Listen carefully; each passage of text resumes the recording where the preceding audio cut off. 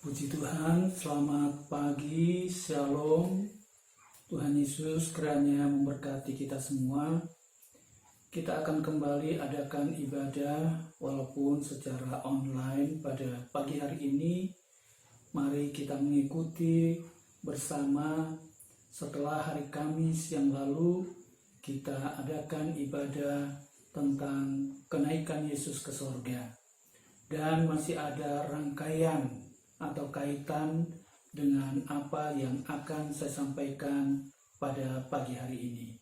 Namun sebelumnya, mari kita akan nyanyikan satu pujian dan setelah itu nanti kita akan berdoa.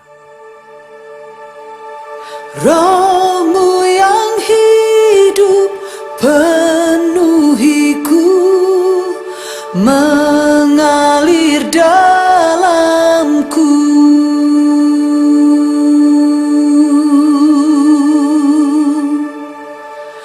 Jiwaku tenang bersamamu dalam naunganmu.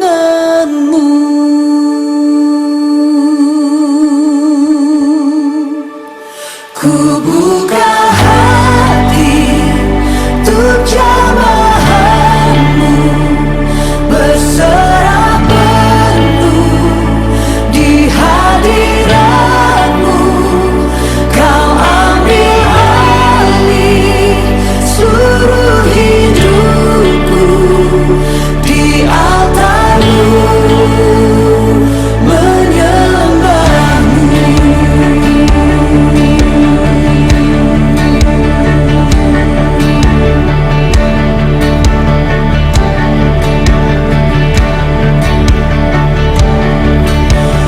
Roh-Mu yang kudus pulihkanku, Engkaulah damaiku.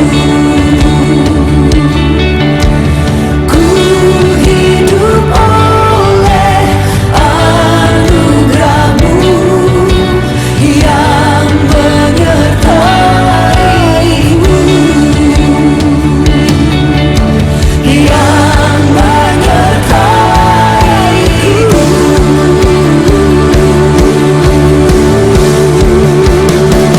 Ku buka hati untuk jamahanmu, berserah penuh di hadiratmu.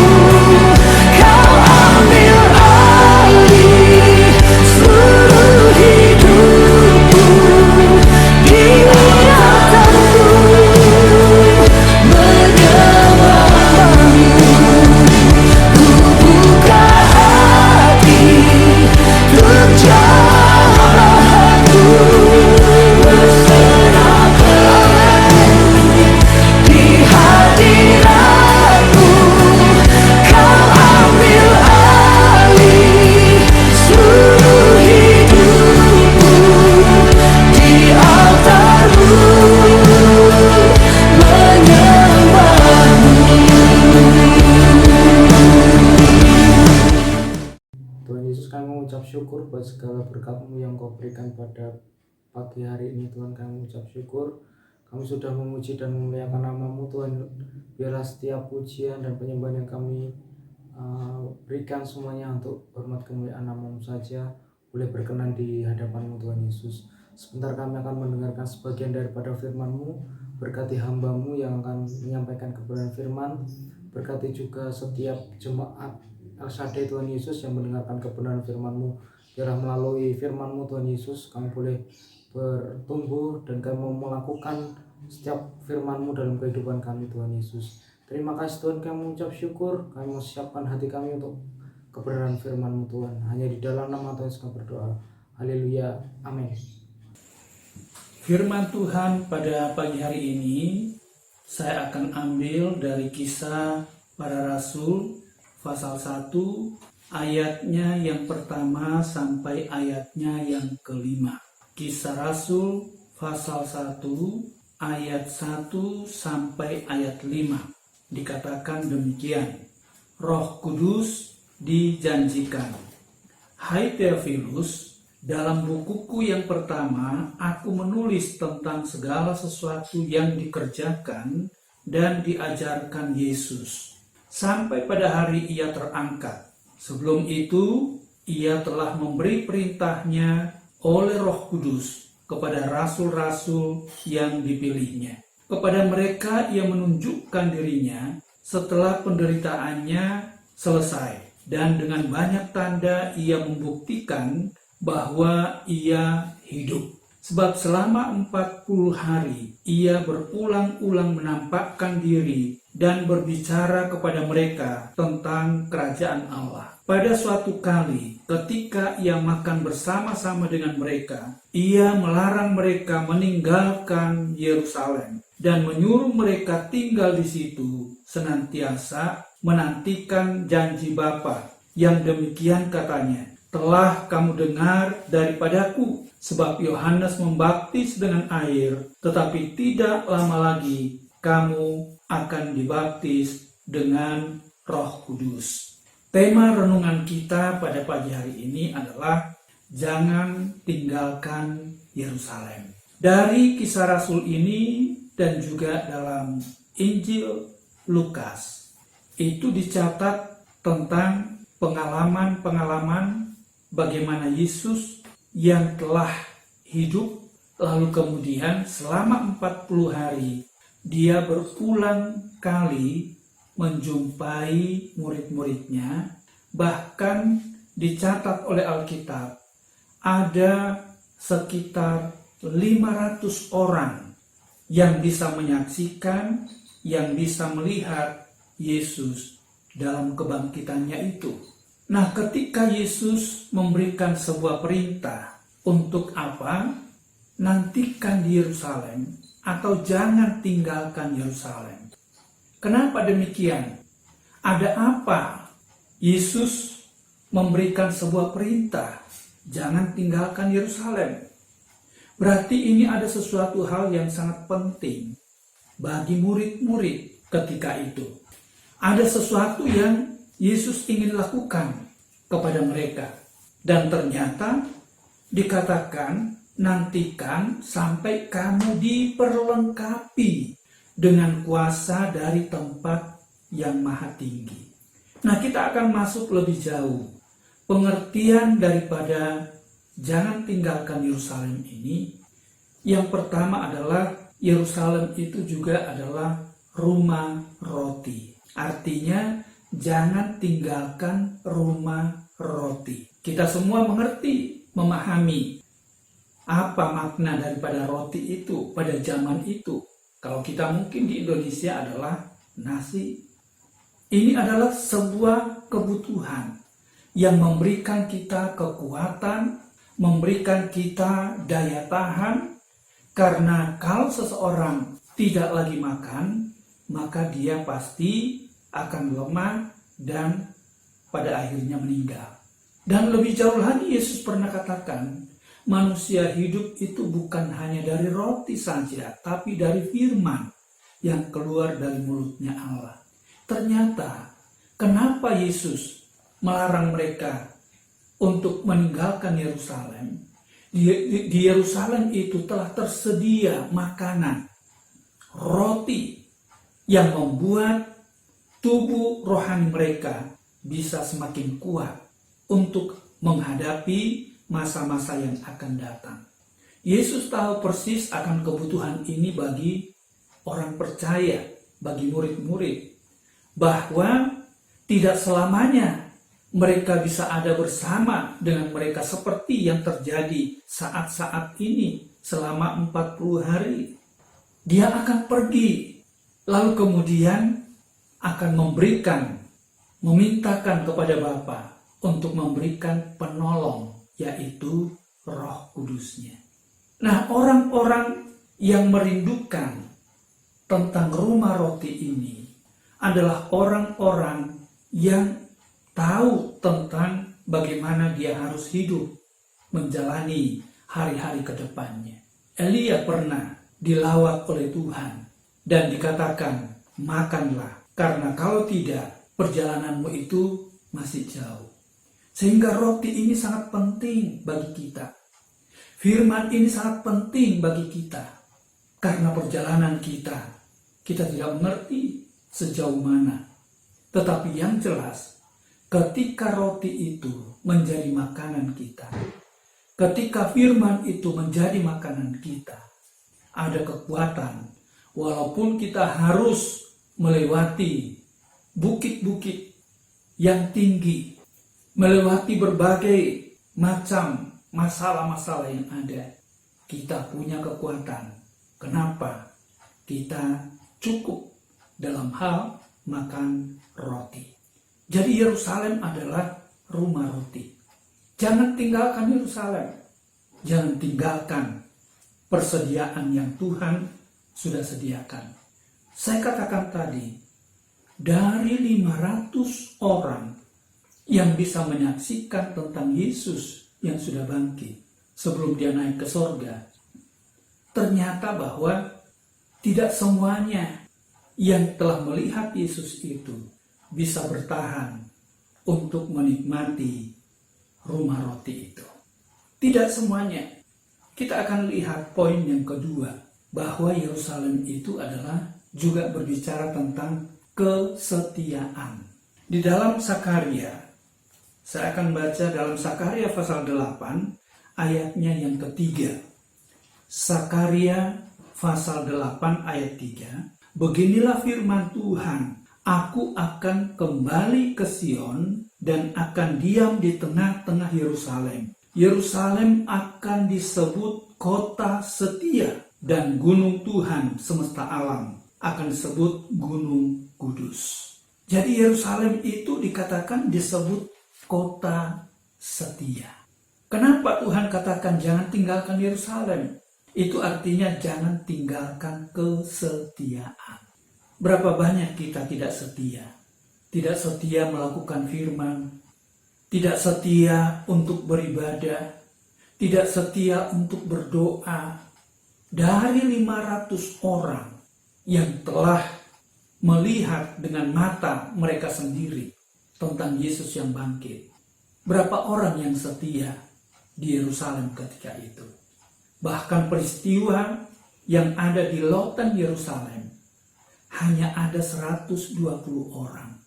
120 orang yang setia. Kemana yang 380 itu? Jadi kita melihat seringkali jumlah yang besar justru pada akhirnya tidak menjadi setia. Beberapa waktu yang lalu tentang pengintaian yang disampaikan. 2 pengintai dengan 10 pengintai. Orang lebih cenderung kepada mayoritas. Suara mayoritas. Tetapi 2 orang ini diabaikan begitu saja. Tapi ternyata 2 orang ini punya kualitas yang luar biasa. Sama juga ketika peristiwa, jangan tinggalkan Yerusalem. Jangan tinggalkan kesetiaan. Kesetiaan sangat penting bagi kita. Setia dalam rumah tangga, setia dalam pekerjaan, setia dalam melayani, setia adalah orang yang mempersiapkan diri untuk siap melakukan apa saja dalam kesetiaan. Setia beribadah kepada Tuhan. Walaupun saat-saat sekarang ini kita tidak dalam kumpulan di satu gedung seperti yang sudah-sudah yang kita lakukan. Apakah kita di rumah masing-masing bisa setia ibadah? Ataukah pada akhirnya kita membuat sesuatu yang hanya sibuk bagi kebutuhan jasmani kita, tanpa memperhatikan apa yang Tuhan katakan tentang kesetiaan. Jangan sampai dengan cara-cara di mana kita harus beribadah di rumah masing-masing, lalu melunturkan kesetiaan kita kepada Tuhan. Banyak yang tidak setia, karena dalam setia itu berarti di sana ada ketekunan, kesabaran. Banyak orang yang tidak sabar tentang 10 anak darah, yang 5 itu tidak sabar untuk menanti. Akhirnya mereka tertidur. Tetapi yang 5 bijaksana ini, dia telah mempersiapkan diri bayar harga dalam kesabaran dan juga dalam kesetiaan menanti sang pengantin itu. Kita lihat juga tokoh-tokoh yang lain yang tidak sabar, yaitu Lot. Dia tidak sabar. Akhirnya dia memilih dengan caranya sendiri, dengan cara pandang mata dia sendiri. Lalu apa yang terjadi? Bukan sesuatu berkat yang dia dapatkan. Bahkan lebih lagi, pernah terjadi kepada Abraham. Bagaimana dia tidak setia untuk menanti janji Tuhan. Dan dia mau potong kompas untuk mendapatkan perjanjian yang dari Tuhan. Anak perjanjian itu. Ternyata kesetiaan itu adalah sesuatu hal yang bukan mudah. Tapi membutuhkan kesiapan, pengorbanan dari diri kita. Karena di sana kita harus sabar dalam kesetiaan itu. Biarlah jemaat Tuhan yang ada di El Shaddai adalah jemaat yang tetap setia. Kita memang sekarang ini masih dalam pergumulan. Kita tidak tahu sampai kapan COVID-19 ini. Dan setelah itu kita juga belum tahu sampai kapan kita menempati tempat yang sementara. Tetapi dibutuhkan kesetiaan. Tuhan tahu kesetiaan dari masing-masing kita. Setia berkorban, setia mengembalikan milik Tuhan, sekalipun di masa yang sulit. Karena itu adalah bentuk ketaatan kita yang kita tunjukkan kepada Tuhan.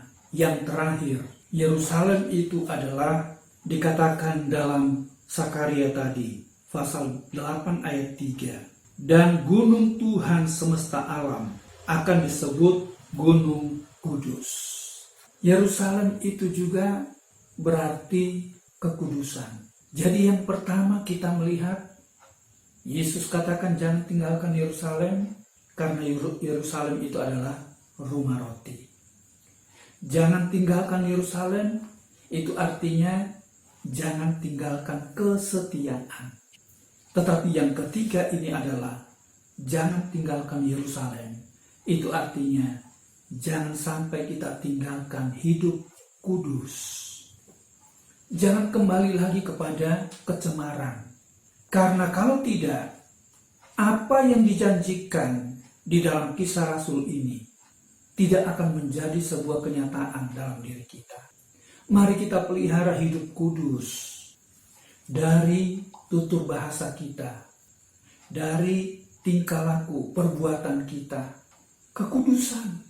Bahkan firman Allah katakan, tanpa kekudusan, orang itu tidak akan mungkin mengalami pertolongan Tuhan. Kuduslah kamu, firman Tuhan katakan, karena aku ini kudus. Kalau kita ingin sama seperti Yesus, maka tidak ada cara lain adalah hidup dalam kekudusan. Kalau tiga hal ini bisa kita pertahankan dalam diri kita, maka dalam ayat 5 yang merupakan kesimpulan dari renungan ini, sebab Yohanes membaptis dengan air, tetapi tidak lama lagi kamu akan dibaptis dengan Roh Kudus. Ini tujuannya. Ketika kita cukup dalam hal makanan rohani, ketika kita cukup dalam kesetiaan, ketekunan, kesabaran di sana, ketika kita cukup dalam memelihara hidup kudus, maka dikatakan kita akan dibaptis dengan Roh Kudus. Nah, ini adalah modal bagi kita. Roh Kudus yang membawa kita kepada kesetiaan. Roh Kudus memampukan kita untuk bisa bersukacita, hidup dalam damai sejahtera, walaupun yang ada di sekitar kita adalah sesuatu yang tidak menyenangkan, tetapi senantiasa ada damai. Kenapa? Ada Roh Kudus yang menolong dan memampukan kita. Itu sebabnya pagi hari ini, saya tidak tahu keadaan dari Bapak, Ibu, Saudara sekalian. Dalam beberapa, bahkan dalam 2 bulan lebih ini, kita tidak secara bersama-sama dalam ibadah. Saya pun sangat terbatas untuk dapat melihat, memantau Bapak, Ibu, dan Saudara semua. Tetapi sepasang mata dari tempat yang maha tinggi, itu senantiasa mengamat-amati keberadaan kita. Apakah kita telah makan cukup dan firman itu, dan mau hidup dalam kesetiaan, hidup dalam kekudusan, supaya kita mengalami janjinya, yaitu kita dibaptis dengan Roh Kudusnya. Tuhan Yesus memberkati dan menolong kita semua. Amin. Datang Roh Kudus, Ku rindu dengan minyak yang baru urapiku, mengalir penuhiku, mengalir pulihkanku. Kuasa-Mu bebaskan hidupku. Datang Roh Kudus, Ku rindu dengan minyak yang baru urapiku, mengalir penuhiku, mengalir pulihkanku. Kuasa-Mu bebaskan hidupku. Satu yang ku rindu, bersekutu denganmu, bawaku lebih lagi tinggal di dalammu, nikmati hadiratmu, jamahlah seluruh hidupku. Kuasa-Mu mengubah hidupku.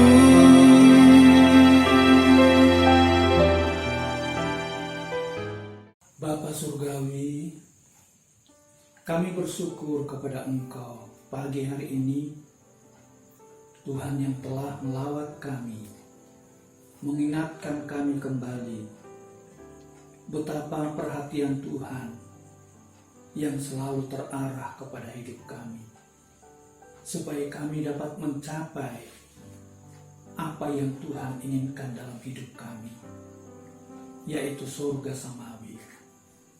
Terima kasih untuk firman-Mu, kiranya boleh membekali setiap kami, dan kami dimampukan untuk menjalani hidup yang penuh dengan tantangan ini, oleh karena kekuatan firman dan Roh Kudus yang bekerja dalam hidup kami.